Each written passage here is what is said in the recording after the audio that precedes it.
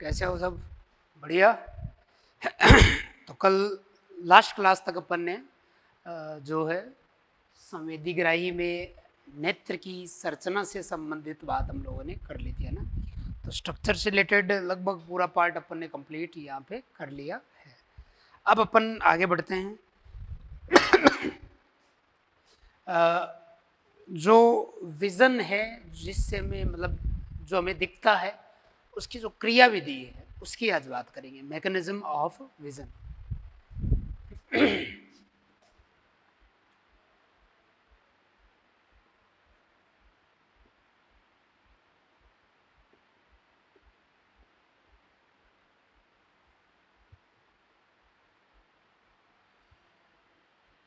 देखने की क्रिया विधि।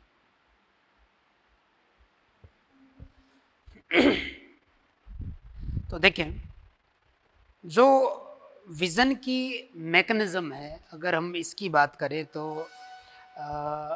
सबसे पहले जब ऑब्जेक्ट से कोई लाइट टकरा के हमारी आँखों में एंट्री करती है कॉर्निया के रास्ते से होते हुए, तो वो कॉर्निया को क्रॉस करती है। कॉर्निया को क्रॉस करते ही वो थोड़ा सा अंदर की तरफ रिफ्रैक्ट होती है, मतलब एक जगह केंद्रित होने की कोशिश करने के लिए वो आगे बढ़ती है। फिर लेंस से और थोड़ा सा रिफ्लेक्शन होता है और फिर वो जो है रेटिना पे उसका फोकस होने की जो प्रक्रिया वो संपादित होती है ना।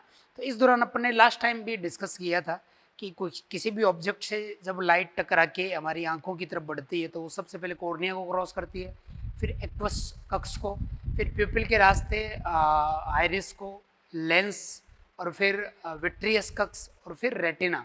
रेटिना में भी सबसे पहले वो क्रॉस करेगी गैंग्लियोनिक सेल्स को, गैंग्लियोनिक सेल्स की लेयर को, फिर बाइपोलर सेल्स को, और फिर वो फोटो रिसेप्टर सेल्स जो हैं उनके ऊपर आरोपित होती है। अब फोटो रिसेप्टर सेल्स पे जैसे ही लाइट गिरती है तो उनके अंदर कौन सी प्रक्रिया संपादित होती है जिसकी वजह से जो है क्रियात्मक विभव उत्पन्न होकर के वो मस्तिष्क तक जाता है, जिसकी वजह से हमें कोई भी प्रतिबिंब जो है वो बिल्कुल सीधा नज़र आता है। उसी की हम लोग आज बात कर रहे हैं, ठीक है ना। तो चलो स्टार्ट करते हैं विजन की मैकेनिज्म को। तो आप लोगों ने पढ़ा है, जैसे रोड सेल कॉन सेल जो हैं उनके अंदर जब लाइट गिरती है तो मैकेनिज्म दोनों के अंदर एक जैसी है। तो अपन रोड सेल को मानते हुए यहाँ पे बात कर लेते हैं कि जैसे अपन ने बात की थी सलाका कोशिका की, रोड सेल की। तो आप लोगों ने पढ़ा कि जो रोड सेल है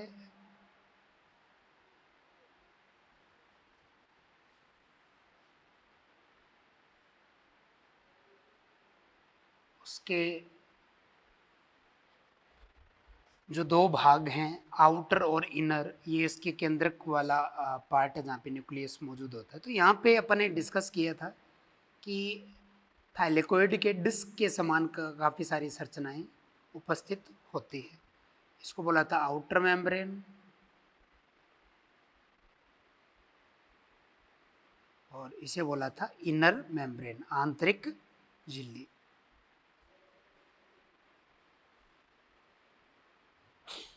और यहाँ पे इसके जो अदर कोशिकांग वगैरह है वो मौजूद होते हैं। अब ये जो इनर मेम्ब्रेन है, अगर इसकी बात करें तो यहाँ पे कुछ पिगमेंट्स होते हैं। अपन ने डिस्कस किया था लास्ट क्लास में कि यहाँ पे कुछ पिगमेंट्स होते हैं जिनको फोटो पिगमेंट कहा गया है। Photo pigment.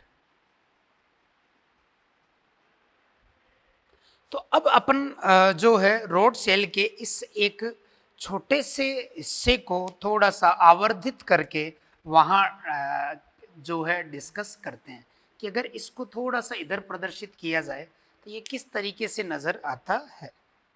तो देखें, इसमें जैसे ये हो गई आउटर झिल्ली, बाहरी झिल्ली, और इसके बाद में एक इसमें हो गई ये इनर मेम्ब्रेन, इनर झिल्ली जिसको अपन कह सकते हैं, आंतरिक झिल्ली। तो क्योंकि आपको पता है कि जो सेल मेम्ब्रेन होती है वो फॉस्फोलिपिड की दोहरी परत होती है, फॉस्फोलिपिड की बाइलेयर है।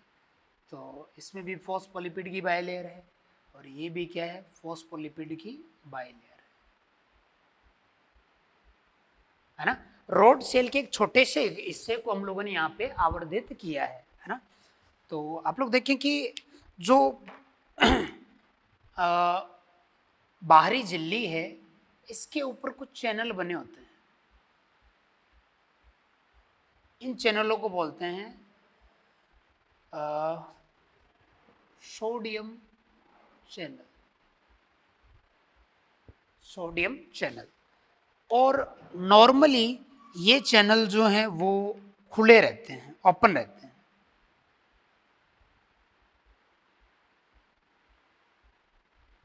सामान्यतः ओपन ये रहते हैं और इनके खुले रहने की वजह से बाहर से सोडियम आयन जो हैं वो अंदर की तरफ गति करके आते हैं और इसी कारण अंदर जो है प्लस चार्ज रहता है और बाहर माइनस चार्ज रहता है। सामान्यतः जब ये चैनल ओपन रहेंगे और इस फॉस्फोलिपिड की बाइलेयर के इस चार्ज को ये अपन क्या बोलते हैं, डीपोलराइज अवस्था, डीपोलराइज्ड स्टेट, इसको अपन कह सकते हैं विध्रुवित अवस्था। ये कौन सी स्टेट है, विध्रुवित अवस्था है ये, क्लियर ना। अब जो इनर झिल्ली है अगर हम लोग इसकी बात करें तो इस पे अपन ने डिस्कस किया कि यहाँ पे फोटोपिगमेंट मौजूद होते हैं, ये फोटोपिगमेंट है। अब क्योंकि ये रॉड सेल को बात कर रहे हैं तो ये क्या है, रहोडोप्सिन, रहोडोप्सिन। अब देखिए, अब जब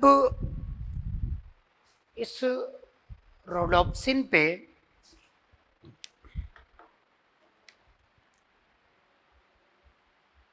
किसी भी ऑब्जेक्ट से जो लाइट टकरा कर के आँखों में प्रविष्ट होती है, मान लो ये ऑब्जेक्ट है और इस ऑब्जेक्ट से, इस वस्तु से प्रकाश की किरणें टकरा कर के नेत्र में प्रविष्ट हुई हैं और वही जो नेत्र की अलग अलग हिस्से हैं आगे से पीछे की तरफ, उन सबको क्रॉस करते हुए ये जो है फोटो रिसेप्टर सेल्स तक आ गई और इनर झिल्ली में मौजूद इन्हीं पिगमेंट के ऊपर ये लाइट आरोपित हुई होती है।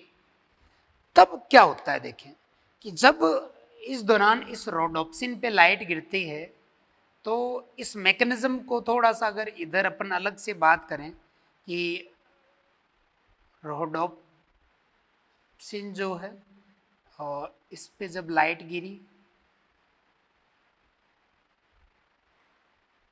तो रोडोप्सिन पे लाइट गिरते ही रोडोप्सिन जो है इसकी फोटो ब्लीचिंग हो जाती है।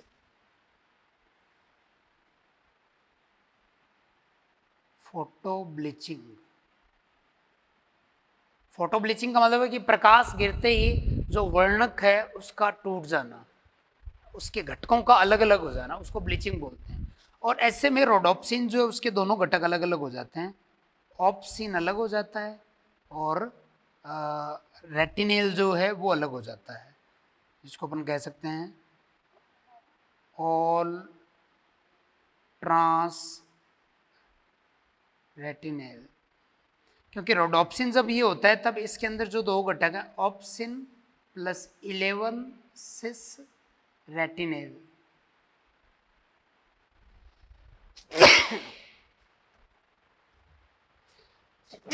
सॉरी,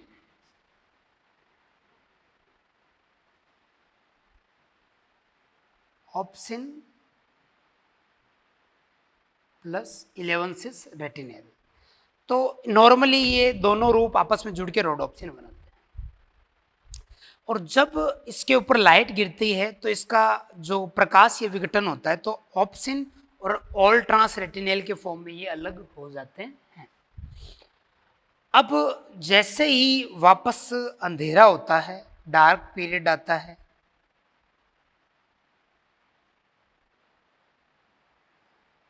तो अंधेरे में ये ऑल ट्रांस रेटिनेल वापस किस में चेंज हो जाएगा, 11 सिस रेटिनेल में, और फिर वापस ये 11 सिस रेटिनेल और ये जो ऑप्सिन है ये मिलकर के क्या बना देते हैं, रोडोप्सिन। तो जब हम लोग अंधेरे में उपस्थित होते हैं या हम कहें कि अंधेरे से हम लाइट में जाते हैं, तो हमारी रॉड सेल जो हैं उन पे लाइट गिरते ही उसका रोडोप्सिन जो है उसकी ब्लीचिंग से ऑप्सिन और ऑल ट्रांस रेटिनेल अलग अलग हो जाते हैं। अब ये जो रोडोप्सिन है, जैसे ही व्यक्ति वापस अंधेरे में जाता है तो अंधेरे में जाने के बाद में उसको अगर अंधेरे में देखना है तो उसकी आंखों में रॉड सेल के अंदर रोडोप्सिन चाहिए, तो उसका दोबारा निर्माण होता है। ये ऑल ट्रांस रेटिनेल ऑल सिस रेटिनेल में चेंज होकर के इस ऑप्सिन से वापस जुड़ जाता है और क्या बन जाता है, रोडोप्सिन। क्लियर? ओके। अब आप लोग वापस एक बार यहाँ आए, देखें कि जब ये रोडोप्सिन पे लाइट नहीं गिरती है, उस वक्त की अगर हम लोग बात करें कि जब लाइट नहीं गिरती है, डार्क पीरियड की हम लोग बात करें, विध्रुवित स्टेट, और ये सोडियम चैनल का ओपन होना कब होता है, डार्क में, डार्क में। लेकिन जैसे ही लाइट गिरती है तो लाइट गिरते ही इसकी क्या हो जाती है, फोटो ब्लीचिंग हो जाती है। एक चीज और यहाँ पे आपको जाननी है कि ये जो सोडियम चैनल है इनके अंदर की तरफ जो है वो साइक्लिक जीएमपी जुड़ा होता है। इसको क्या बोलेंगे, साइक्लिक जीएमपी, चक्रीय गुआनोसिन मोनोफॉस्फेट। जैसे ये इसके साथ अंदर की तरफ जुड़ा होता है तो ये सोडियम चैनल ओपन रहते हैं, लेकिन जैसे ही इस रोडोप्सिन के ऊपर लाइट गिरती है तो इसकी फोटो ब्लीचिंग हो जाती है, और ब्लीचिंग होते ही ये जो साइक्लिक जीएमपी है इसका संदमन हो जाता है, और साइक्लिक जीएमपी के संदमित होते ही फिर अगली स्टेप में क्या होगा कि जैसे ये आउटर मेम्ब्रेन थी, ये इनर मेम्ब्रेन है, आउटर मेम्ब्रेन का जो साइक्लिक जीएमपी है वो संदमित होते ही सोडियम चैनल क्लोज हो जाएगा, और इससे जो है सोडियम का अंदर प्रवेश रुक जाएगा, और रुकते ही अंदर चार्ज क्या हो जाएगा, माइनस, और बाहर की तरफ प्लस। इसको अपन बोलेंगे ध्रुवित अवस्था, ध्रुवित अवस्था, ध्रुवित स्टेट। क्लियर ना?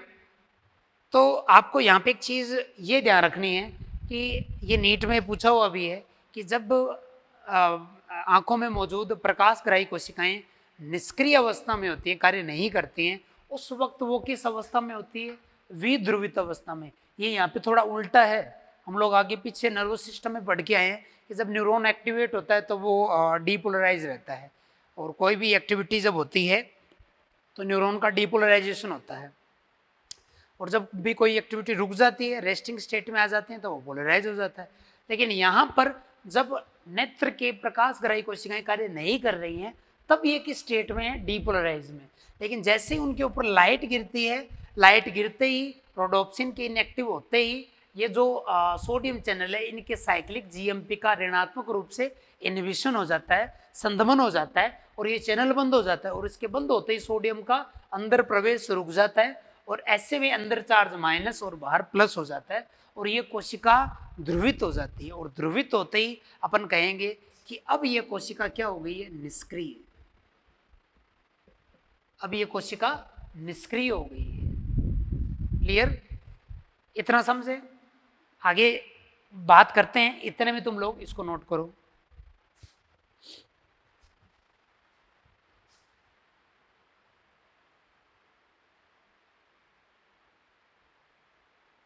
हो गया? तो डार्क के दौरान ऐसा रहता है, ऐसा ही कौन के साथ भी होता है, बस उसमें रोडोप्सिन की जगह एरोडोप्सिन हो जाता है, बाकी मैकेनिज्म यही रहती है। और जैसे लाइट गिरती है तो लाइट गिरते ही फिर ये अवस्था आ जाती है। ये पूरी अवस्था कब होगी?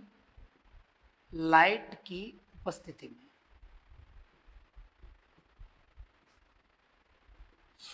इतना समझे? ओके।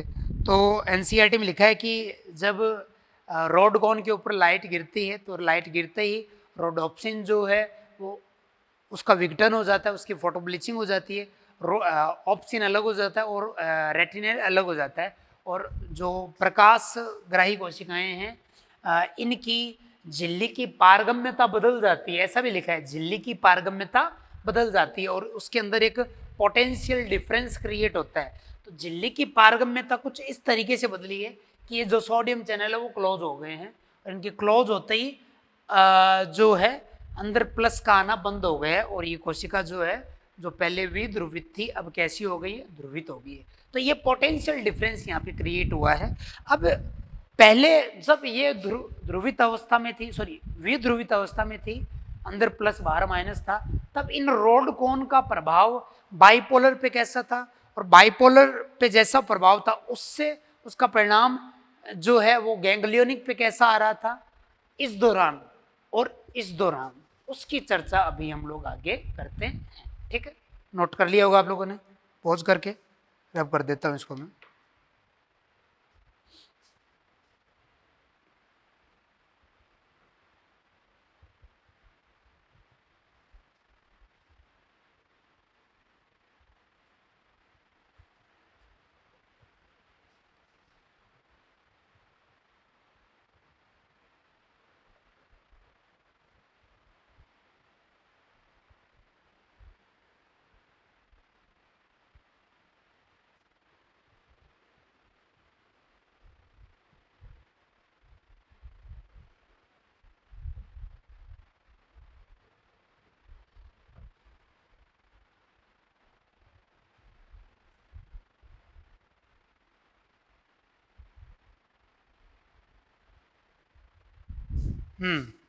अब देखें,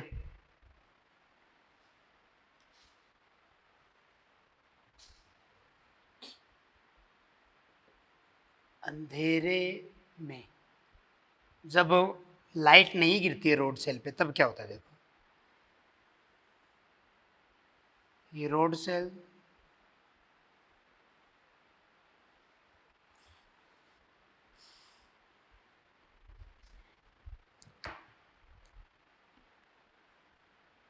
ये bipolar,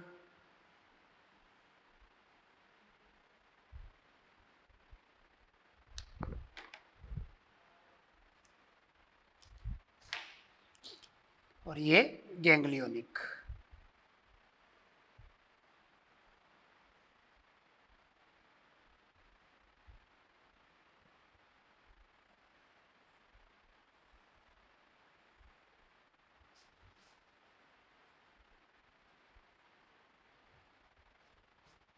ganglionic cell, bipolar cell और ये रोड सेल की हम लोगों ने यहाँ पे बात की है। अब देखें कि जब अंधेरा होता है उस वक्त, आप अभी अभी आपको मैंने कहा कि बाहर झिल्ली पर जो सोडियम चैनल है वो खुला रहता है, सोडियम चैनल क्या है? ओपन है ना?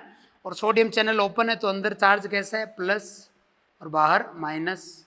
और यहाँ पे जो पिगमेंट है वो किस फॉर्म में है? रोडोप्सिन फॉर्म में है। ठीक है ना? अब आप लोग एक चीज देखें कि जब सोडियम चैनल खुला है तो ये कोशिका कैसी है? डीपोलराइज। ये कोशिका किस अवस्था में है? डीपोलराइज स्टेट में। और जब ये कोशिका डीपोलराइज अवस्था में है तो इसका मतलब है कि इसके अंतिम इन सिरों से न्यूरोट्रांसमीटर रिलीज होंगे। आप लोग नर्व फिजियोलॉजी में पढ़ चुके हैं, ये एक टाइप के न्यूरॉन ही तो हैं। तो जब ये डीपोलराइज है तो ये सक्रिय होकर के यहां अपने इन सिरों से इस बाइपोलर कोशिका पर क्या स्रावित करेगी?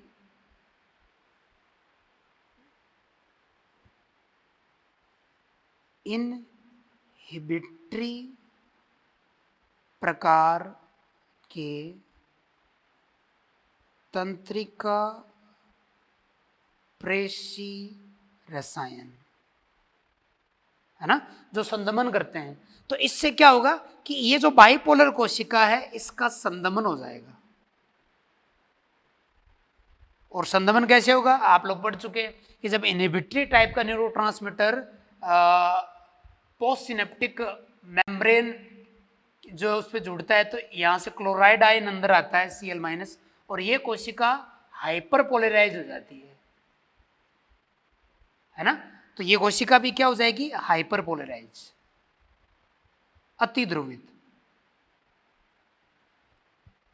और जब ये कोशिका हाइपर पोलराइज होगी तो क्या अब ये बाइपोलर कोशिका अपने अंतिम सिरों से न्यूरोट्रांसमीटर स्रावित कर पाएगी, नहीं कर पाएगी। तो यहां से एनटीएम का अपन, या मैं ये कहूं कि एक्साइटेटरी प्रकार के एनटीएम मतलब न्यूरोट्रांसमीटर का स्रावण नहीं होगा। और अगर ये नहीं होगा तो गैंग्लियोनिक सेल जो है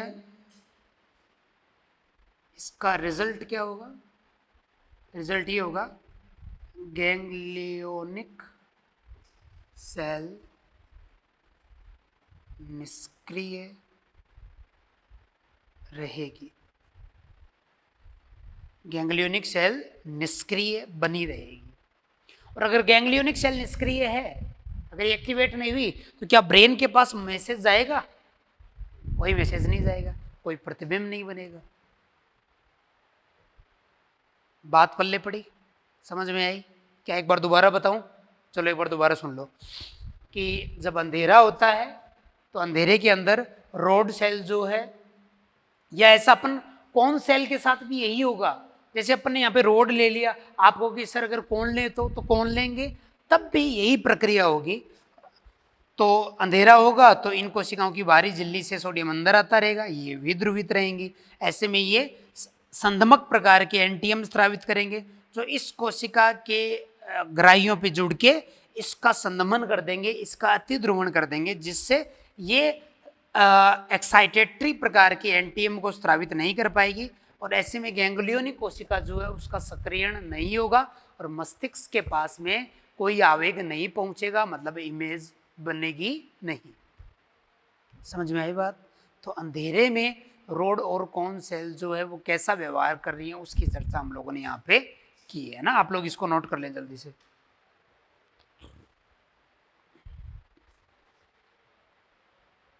हो गया।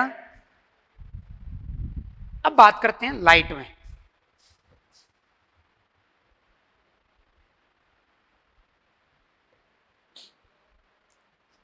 क्योंकि हमने इसको रोड सेल लिया है, ये कौन सी सेल है, रोड सेल। तो हम कहें कि हल्की लाइट में, जिसको मून लाइट भी कह सकते हैं ना, क्योंकि रोड सेल की बात कर रहे हैं इसलिए हल्की लाइट लेंगे। और अगर कौन सेल की बात करें तो लाइट फुल होगी, है ना।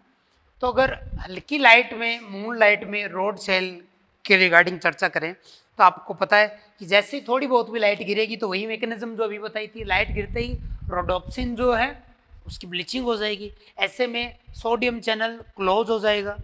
तो सोडियम चैनल जो ओपन था अब क्या हो गया, क्लोज। अब सोडियम अंदर नहीं आ पाएगा। और अगर सोडियम अंदर नहीं आएगा तो अंदर चार्ज कैसा हो जाएगा, माइनस, बाहर प्लस। तो ये कोशिका अब डीपोलराइज की जगह क्या हो जाएगी, पोलराइज, मतलब हिंदी में ध्रुवित। अब ये कोशिका हो गई है ध्रुवित। ऐसे में अब ये संदमक प्रकार के एनटीएम का स्रावण नहीं कर पाएगी। इनहिबिटरी प्रकार के तंत्रिका रसायन का स्रावण नहीं होगा। और अगर इनका स्रावण नहीं होगा तो अब ये जो संदमन है वो हट जाएगा। संदमन हट जाएगा एवं बाइपोलर कोशिका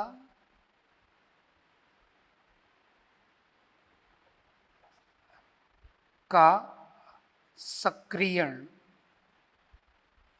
होगा। ये जो कोशिका वो सक्रिय हो जाएगी, और सक्रिय होते ही अब आपको पता है कि ये कोशिका एक्साइटेटरी प्रकार की एंटीएम का स्त्रावण शुरू कर देगी, शुरू कर देगी। और अब आपको पता है कि जब एक्साइटेटरी प्रकार के एंटीएम यहाँ पे स्त्रावित होंगे तो वो मैकेनिज्म वही है, उन एक्साइटरी प्रकार के एंटीएम जैसे रिसेप्टर पे जुड़ेंगे सोडियम चैनल खुल जाएगा। तो इस कोशिका के अंदर सोडियम आएगा तो अंदर चार्ज प्लस और बाहर चार्ज माइनस।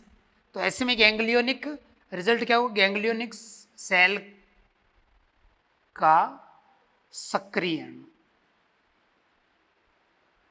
और सक्रियण मतलब डीपोलराइज।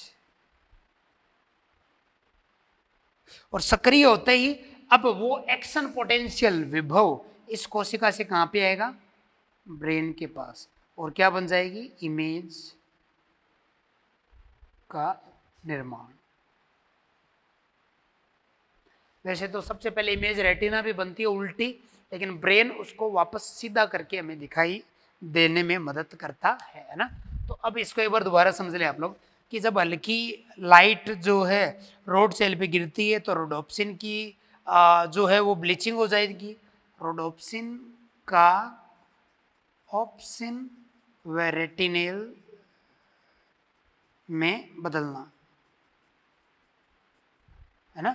और ऐसे में सोडियम चैनल क्लोज हो जाएंगे, क्लोज होते ही ये कोशिका ध्रुवित हो जाएगी। तो ध्रुवित हो गई इसका मतलब निष्क्रिय हो गई, तो इनहिबिटरी प्रकार के एंटीएम का स्रावण नहीं होगा, तो ये कोशिका सक्रिय हो जाएगी। बाइपोलर सक्रिय होके इस एंटीएम एक्साइटेटरी ये रिलीज करेगी तो इसका सक्रियण हो जाएगा।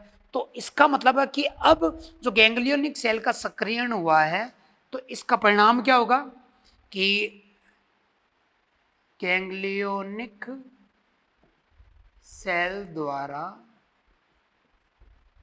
एक्शन पोटेंशियल उत्पन्न होगा। भाई मस्तिष्क के पास वही तो जाता है एक्शन पोटेंशियल नर्व इंपल्स के रूप में। तो एक्शन पोटेंशियल कौन उत्पन्न करती है, बाइपोलर सेल, सॉरी रोडेंट कौन, नहीं बाइपोलर नहीं, एक्शन पोटेंशियल जनरेट करेगी गैंग्लियोनिक सेल। इसका मतलब है कि फोटो रिसेप्टर सेल चाहे रोड हो चाहे कौन हो या बाइपोलर सेल, ये एक्शन पोटेंशियल जनरेट नहीं करती हैं। लाइट गिरने पे इनके अंदर जो है वो ग्रेडेड पोटेंशियल जरूर थोड़ा सा जनरेट हो सकता है, लेकिन एक्शन पोटेंशियल जो जनरेट होता है वो गैंग्लियोनिक सेल्स के अंदर होता है, जिसकी वजह से हमें जो है नज़र आने में मदद मिलती है। ये बात पल्ले पड़ी, समझ में आई बात। तो इस तरीके से ये क्या हो गई आपकी विजन की मैकेनिज्म। एक बार दोबारा से मैं समराइज कर दूं कि सबसे पहले ऑब्जेक्ट से लाइट टकराई, कॉर्निया से एक्वस कक्ष में आई, एक्वस कक्ष से प्यूपिल के रास्ते लेंस पे गिरी, लेंस से वो होते हुए विट्रियस कक्ष, और फिर गैंग्लियोनिक लेयर को क्रॉस करेगी। गैंग्लियोनिक लेयर को क्रॉस करने के बाद में वो लाइट बाइपोलर को क्रॉस करेगी, और बाइपोलर को क्रॉस करने के बाद में वो लाइट रोडेन कोन पे गिरेगी। उसके बाद में मतलब लाइट का रास्ता तो है ये, उसके बाद में जो पोटेंशियल डिफरेंस जो जनरेट हुआ वो गति करेगा वापस इस दिशा में, और फिर इस एक्सोन के रास्ते वो ऑप्टिक नर्व के थ्रू ब्रेन के पास चला जाएगा। तो इस तरीके से जो है हमें जो नजर आने की प्रक्रिया वो संपादित होती है। आप लोग पॉज करके नोट कर लें।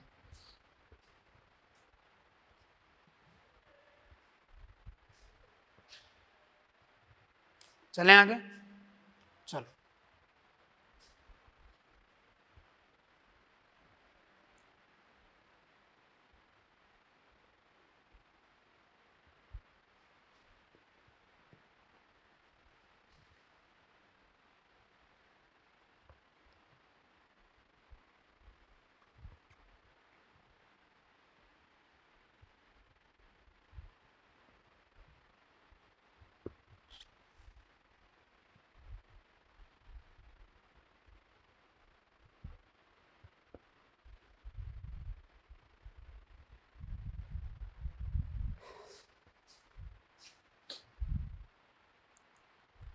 तो ये सब देखने के बाद में आप लोग एक बार एनसीईआरटी में विजन की मैकेनिज्म में जो थ्योरी लिखी है उसको अच्छे से पढ़ लिया ना, उन स्टेटमेंट को पढ़ के और नोट से आप लोग अच्छे से समझ लें। अब नोट में कुछ चीज़ें हैं जो मैं आपको और एक्स्ट्रा इंपॉर्टेंट पॉइंट इसके बता देता हूँ। कुछ इंपॉर्टेंट पॉइंट्स देखो कि जो कौन सेल है वो लाइट के लिए कम सेंसिटिव है,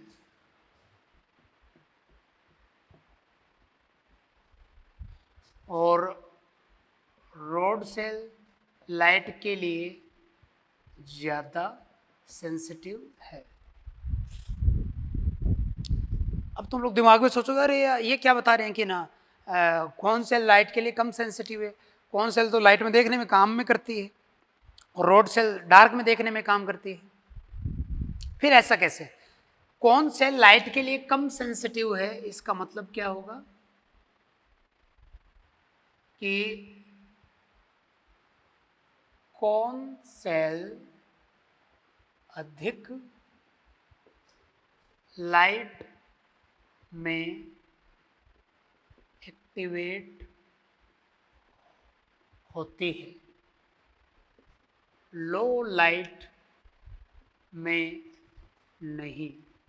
ये लो लाइट में एक्टिवेट नहीं होगी, है ना।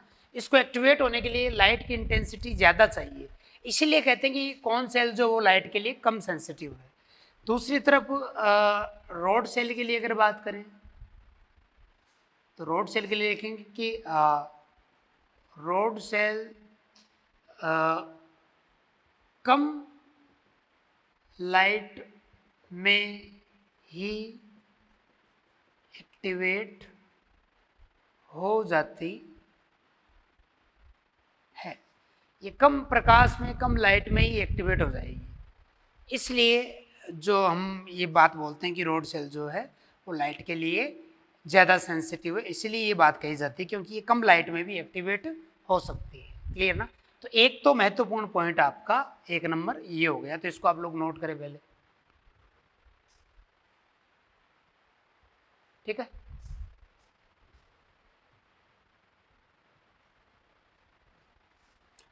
जब भी बोलो ना ये नोट करने तो आप लोग है ना वीडियो को पॉज कर लिया करो, क्योंकि मैं दूर हट जाता हूँ और उसी वक्त तुम लोग पॉज करके वो पॉइंट्स नोट कर लिया करो, है ना। चलो दूसरा पॉइंट कि जो कौन सेल है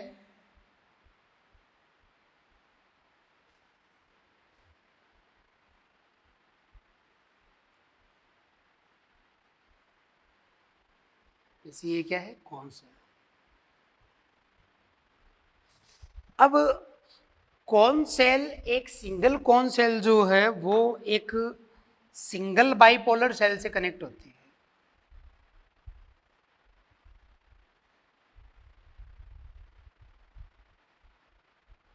बाइपोलर सेल, और एक वो बाइपोलर सेल जो है वो एक गैंग्लियोनिक सेल से कनेक्ट होती है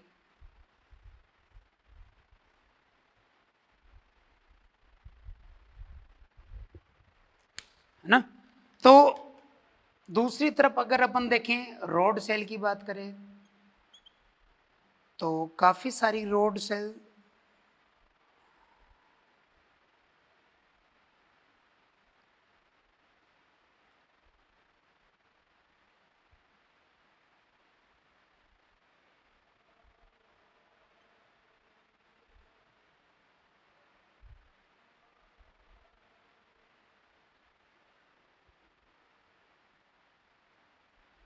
जैसे 3 रॉड सेल है, तीनों रॉड सेल जो हैं वो एक बाइपोलर सेल के साथ में सिनेप्स बनाती है।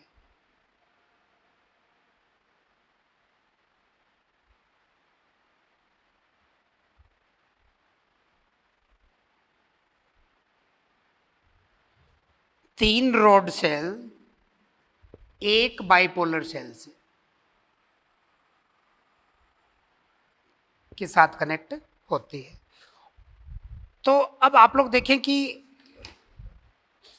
जो कौन सेल है, जब इस पे हल्की सी लाइट गिरती है,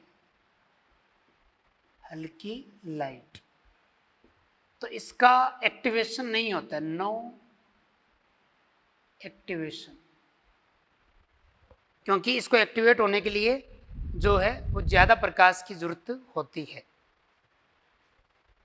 और एक्टिवेशन का मतलब यहाँ पे क्या होगा हमारा कि नॉर्मली जब ये डिपोलराइज रहती है, तो अगर हल्की भी लाइट इस पे गिरती है तो ये डिपोलराइज ही रहती है। अगर लाइट इंटेंसिटी बहुत ज़्यादा है, वो हाई लाइट इस पे अगर गिरेगी, हाई लाइट जब इस पे गिरेगी, तब इसका क्या होगा, एक्टिवेशन होगा।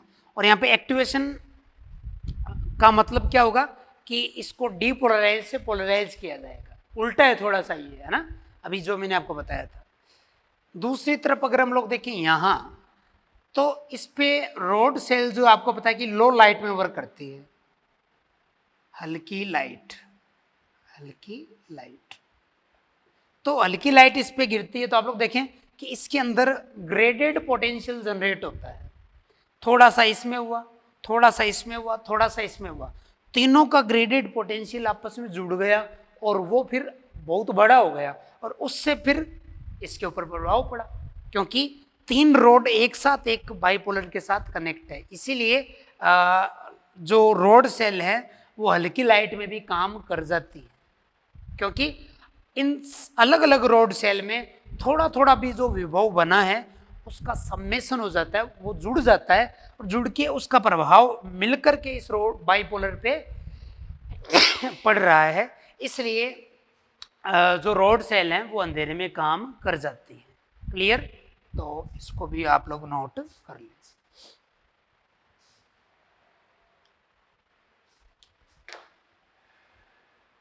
चलो चलते आगे।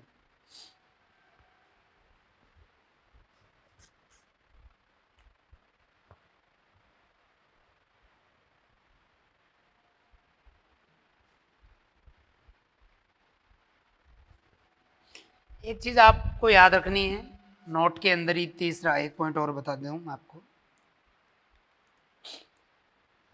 इसी नोट में इंपॉर्टेंट पॉइंट में तीसरा पॉइंट है कि येलो स्पॉट जो है,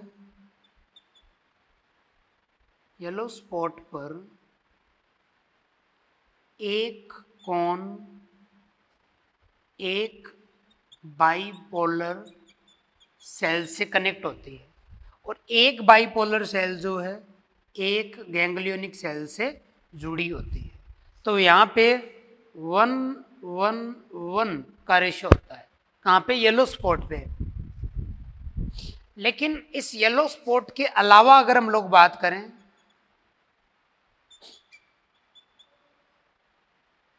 येलो स्पॉट के अलावा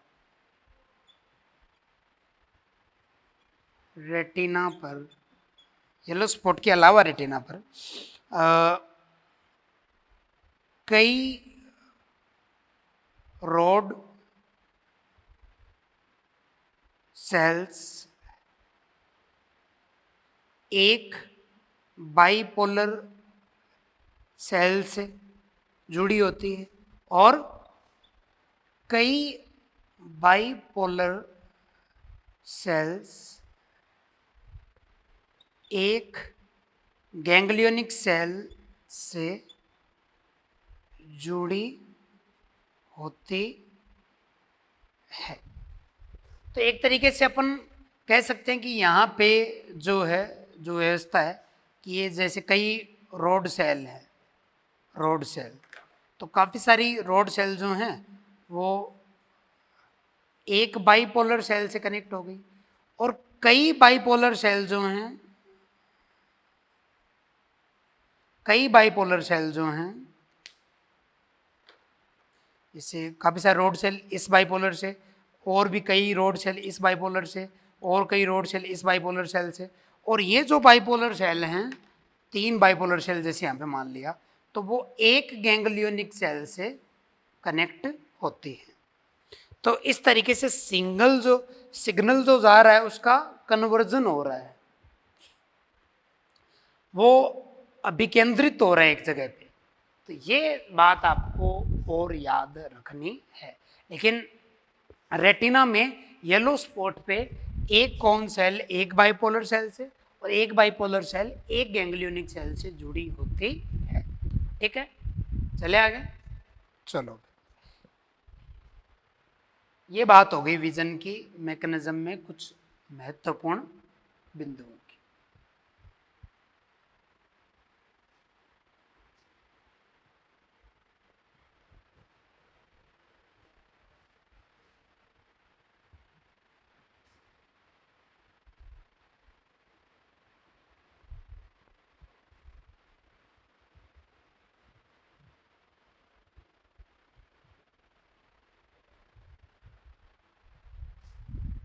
ठीक है, नेत्र की संरचना हो गई, फिर विजन की मैकेनिज्म हो गई, और अब चर्चा कर लेते हैं लास्ट के अंदर इस टॉपिक में डिसऑर्डर की। नेत्र के विकार, डिसऑर्डर, नेत्र के विकार, डिसऑर्डर। तो इसमें कुछ डिसऑर्डर हैं, जैसे लिख देता हूं मैं नाम, myopia, near sight, near sight disorder, फिर hypermetropia,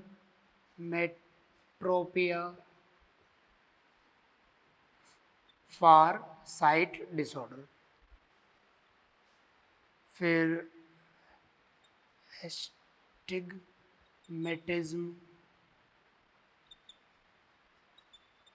press बायोपिया,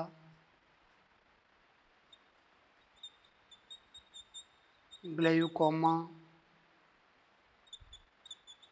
colour blindness, cataract. ठीक है, तो सबसे पहले अपन बात करते हैं मायोपिया की। इसको बोलते हैं निकट दृष्टि दोष। ठीक है, तो निकट दृष्टि दोष में क्या क्या पॉइंट्स महत्वपूर्ण हैं, क्वेश्चन क्या क्या इसके ऊपर बन सकते हैं निकट दृष्टि दोष पे। तो इसमें देखें कि इसमें पास का दिखता है, दूर का नहीं, है ना, उल्टा है, पास का दिखेगा दूर का नहीं दिखेगा। इमेज निर्माण, इसमें जो प्रतिबिंब का निर्माण होता है वो कहाँ होगा, रेटिना से पूर्व, रेटिना से पहले ही प्रतिबिंब बन जाता है। और नेत्र गोलक में परिवर्तन जो इसमें होता है वो एंटीरियर पोस्टीरियर एक्सिस से लंबा हो जाता है।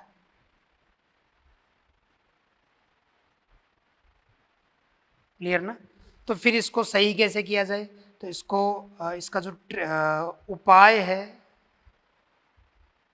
इलाज जो है उसके लिए लेंस जो है वो है कनकेव लेंस, इसमें काम में लिया जाता है। एक्चुअल में होता क्या है कि जैसे आई बॉल जो है वो एंटीरियर पोस्टीरियर एक्सिस से ऐसे लंबा हो गया है ना, तो प्रतिबिंब बनना रेटिना पे चाहिए था, बन गया यहाँ पे।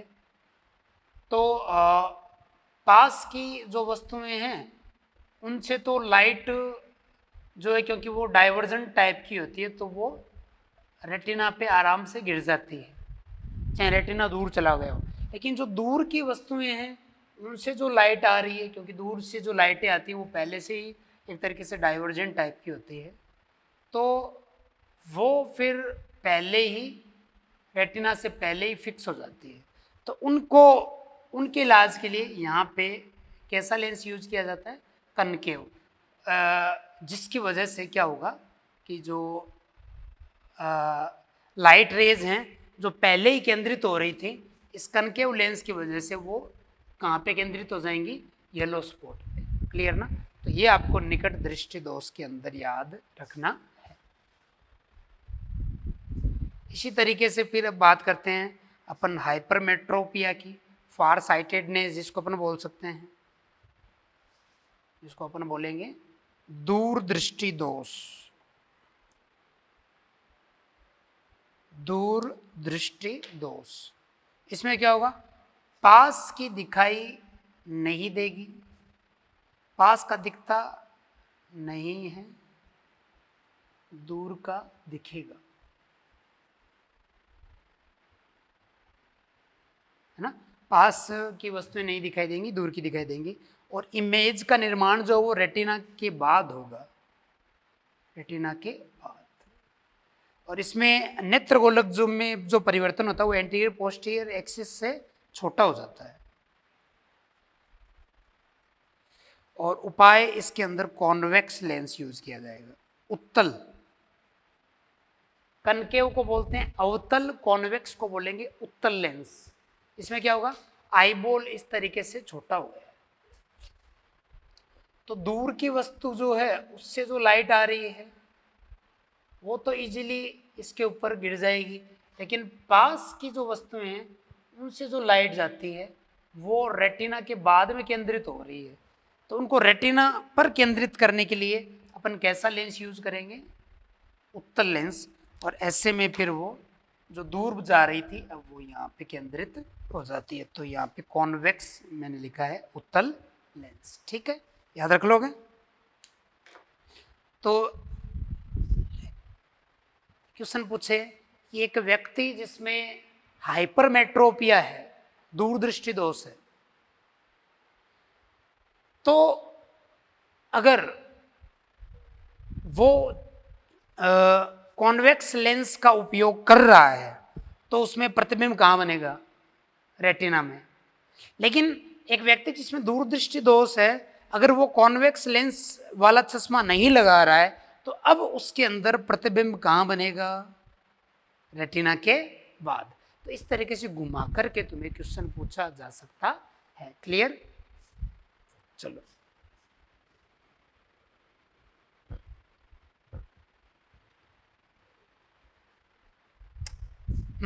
फिर कुछ और डिसऑर्डर जैसे एस्टिग्मेटिज्म है, तो इस एस्टिग्मेटिज्म जो है उसके अंदर जैसे बढ़ती उम्र है उसके साथ साथ जो लेंस है उसकी इलास्टिसिटी कम हो जाती है, और ऐसे में फिर जो है बेलनाकार लेंस का इसके अंदर उपयोग किया जाता है। इसी तरीके से एस्टिग्मेटिज्म के अंदर बढ़ती उम्र के साथ साथ जो कॉर्निया है और जो लेंस है उसका जो कर्वेचर है वो गड़बड़ा जाता है, और इसकी वजह से जो है व्यक्ति को फिर दिखाई देने में प्रॉब्लम होती है। तो एस्टिग्मेटिज्म के लिए फिर बेलनाकार लेंस का काम में लिया जाता है। फिर प्रेस बायोपिया, इसके अंदर बढ़ती हुई उम्र के साथ साथ लेंस की इलास्टिसिटी कम हो जाती है, और साथ ही जो सिलियरी मसल्स हैं उनकी भी फंक्शनिंग घट जाती है, और मतलब जो अकोमोडेशन मैंने आपको बताया था, नेत्र समायोजन, वो प्रक्रिया अच्छे से संपादित नहीं हो पाती है। और इलाज इसका है कॉन्वेक्स लेंस। इसके अंदर बाईफोकल लेंस भी यूज किया जा सकता है। फिर ग्लेयूकोमा जो है इसके अंदर क्या होता है कि जो आपको मैंने एक केनाल बताई थी, केनाल ऑफ स्क्लेम, जिसके अंदर मैंने कहा था कि जो सीलियरी बॉडी है वहाँ से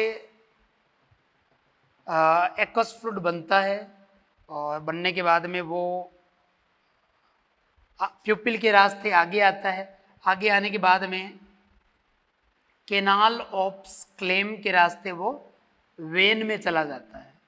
तो यहाँ से बनता है और वापस वेन में चला जाता है। लेकिन अगर ये केनाल ब्लॉक हो जाए तो ये फ्लूइड यहाँ पे इकट्ठा हो जाएगा, बाहर नहीं निकल पाएगा, और इंट्राओक्यूलर प्रेशर बढ़ जाएगा आईबॉल में, और ऐसे में रेटिना जो डैमेज हो जाएगी, आदमी के अंदर अंधापन आ जाएगा, और उसी को बोलते हैं ग्लेकोमा, और इसलिए इसको काला मोतिया भी बोलते हैं, काला मोतिया।